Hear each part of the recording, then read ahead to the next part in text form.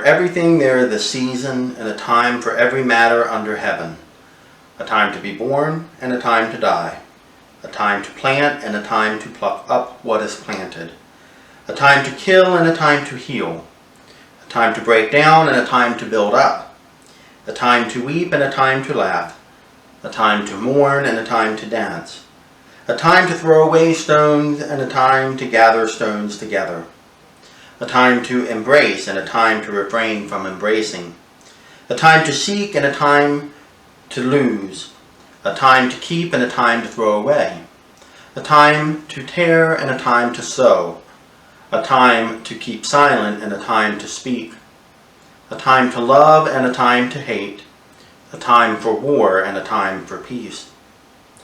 What gain have the workers from their toil?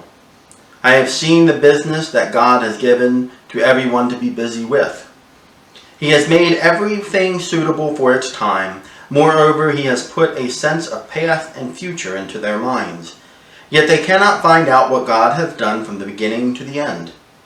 I know that there is nothing better for them than to be happy and enjoy themselves as long as they live. Moreover, it is God's gift that all should eat and drink and take pleasure in all their toil. I know that whatever God does endures forever. Nothing can be added to it, nor anything taken from it. God has done this, so that all should stand in awe before him. That which is already has been. That which is to be already is. And God seeks out what has gone by. The scripture I read from Ecclesiastes just now is probably the most famous one. The Byrds wrote a song using those exact words from the beginning of this chapter. Verses 1 through 8, a time to kill, a time to heal, all those things. I do want to point out, this is kind of a little aside. It's funny when you read this. It said a time to throw away stones and a time to gather stones together. The scholarly's best bet is that that's actually a sexual reference because they can't make any other sense of it. But that's just a little aside. You can research that on your own. I intentionally didn't just read a time for passage. I read the next section after it. And I did that because we've heard that section so much that I don't think people really reflect on it. The author, Koheleth, does in verse 11. He has made everything, he being God, has made everything suitable for its time. Moreover, he has put a sense of past and future into their minds. Yet they cannot find out what God has done from the beginning to the end. In other words, we don't have the complete picture. Even though everything has its time, we don't have the complete picture.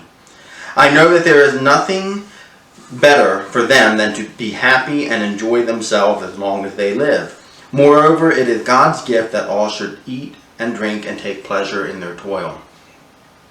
That hits again at the answer we learned in the last lesson to this brutality of life, this vanity of life. It is God's gift that we should find pleasure in what we do, in our work, in our food, in our drink, that we should enjoy those things. And for me, again, this is a wonderful reminder that we find enjoyment in both the good and the bad. Okay? Sometimes it can be very hard to find it in the bad, but we find it in both parts. And that's a key part to understanding how we live our lives, how we are to live our lives. That which is already has been, that which is to be already is, and God seeks out what has gone by. There's nothing new under the sun, to quote another part of this. That idea that God already knows, that God has already seen, that, why are you worrying about this? Just enjoy yourself in the moment. Take some time to reflect on that. Where has that been apparent in your life, where you've been able to find the good or the enjoyment in the midst of a bad situation? And of course, vice versa. Where have I been in a good situation? Because while you can be in a good situation, the whole thing is a good situation, it doesn't mean you're necessarily enjoying the good situation. Where do you feel that freedom to connect with what God has given us, that God has desired us, that God's gift is that we should enjoy our life? Take some time to journal and think about that today.